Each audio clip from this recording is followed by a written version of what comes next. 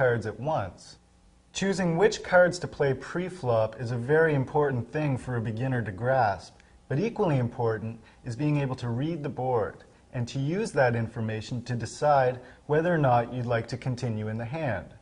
Reading the board means that you are looking at the community cards to determine what types of hands are possible, not just for you, but for your opponents as well.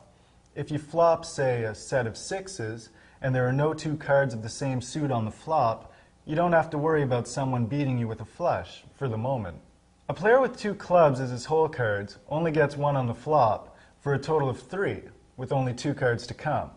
He needs 5 to make his flush, so both the turn and the river would have to be clubs, and the odds are stacked against that happening. He wants to see 2 clubs on the flop to give him a good flush draw. He'd only need 1 more club on the turn or river to make his flush. Or better still, he wants to see 3 clubs on the flop to make his flush right then and there. With only 1 club on this flop, no flushes are possible yet, and no good flush draws are possible yet either. If, however, the turn card brings another club, it's time to start worrying, because that would put 2 clubs on the board. 1 more on the river, and a flush is possible, which would beat your 3 of a kind if your hand didn't improve as well. The key is to always be asking yourself, what do I have, and what hands are possible for my opponents to have, given the board?